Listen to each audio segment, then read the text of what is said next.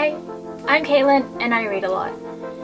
This week is Mental Health Awareness Week, and as mental health and mental illness is something that I'm very passionate about, I thought it would be a good idea to post something really special and really close to my heart. When I was in high school, I helped put together an event for mental health awareness, and on that day I presented a speech. Originally it wasn't the speech that I wanted to read out, but I remember the teacher saying to me that what I was saying was too triggering and that it might not be appropriate for the people that were listening to it.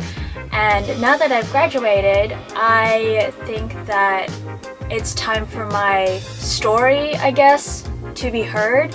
And it was something that I've wanted to do for a while. I do want to say there is a minor trigger warning for depression, anxiety, bipolar disorder, and as well as that, suicide.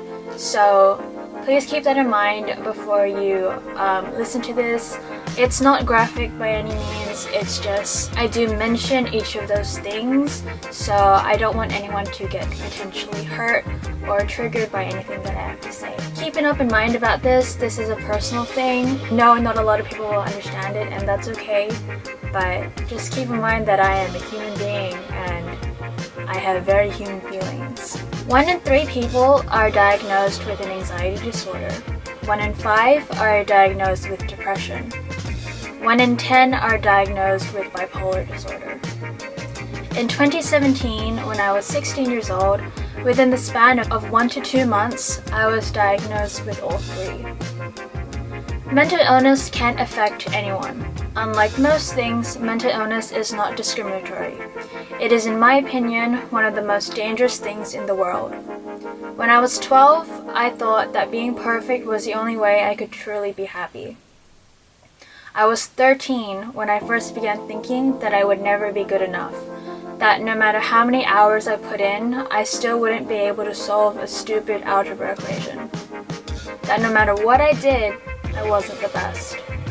It was at this age that I first began to think that the world would be better off without me, and I was downright terrified.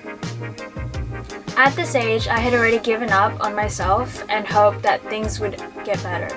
I believed that I was entirely beyond repair and I was ready for it all to end. And this may seem a bit overdramatic to people who haven't been in my place, but I genuinely thought that this was the end and I felt like I was going insane. But I didn't give up. I told myself, one more night, one more week, I just want to see my little sister grow up a little bit more. J.K. Rowling wrote that happiness can be found in the darkest of times if one only remembers to turn on the light. But it wasn't until the age of 15 or 16 that I went out of my way to seek the help that I needed and turned on that metaphorical light. I remember going up to my mother, shaking from a nightmare I'd just woken up from, and asking her, please take me to the doctors.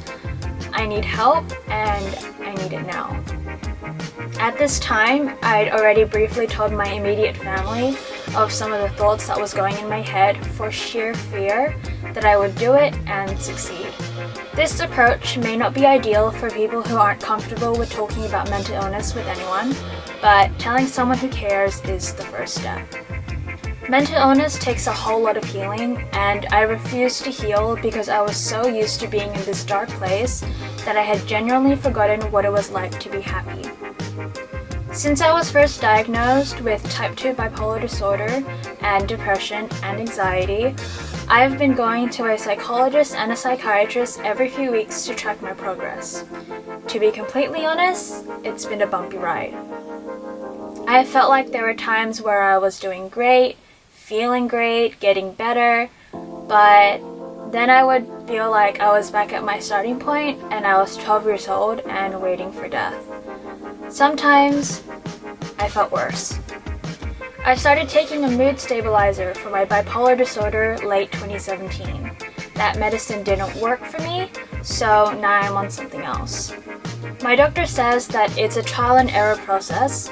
I have to go through different doses every few weeks to see what works best for me. but at the moment I haven't had an increase of my dosage since January of this year. Very recently in 2019, I was put on an anxiety medication to help me cope with stress and panic attacks, which I am now no longer on because my doctors felt I no longer needed it. There is no exact or default easy way to be cured or to get better from a mental illness. It's very specific to the person, but it's not impossible. Where I am now mentally is so much better than where I was a couple years ago, even if I still have plenty to improve on. But I'm still on the path of recovery and still learning that I'm not going to be completely better straight away. But what I want to say, and wholeheartedly agree based on experience, regardless of all the stigma around it, is that seeking help from a professional saved my life. I would not be here if it weren't for that and for many other reasons. I'm in no way a professional, nor should I be giving advice, and you're totally entitled to ignoring me and refusing my advice, but surrounding yourself with people who want you to get better will help. You're not a burden. You're just sick, and you need time to heal. You wouldn't call a cancer patient weak, so why would you call a depressed person that? The world has finally begun to acknowledge people with mental illness and disorders, but with all this recognition, people may very well begin to forget the seriousness of it. It's one thing to relate to Logic and say, and his lyrics, "I just want to die." It's another to be on the verge of actually being there and then not doing anything. There are so many different avenues to get help and so many people who are specialists in helping people like us. But it's also up to you. You cannot be helped if you don't want it.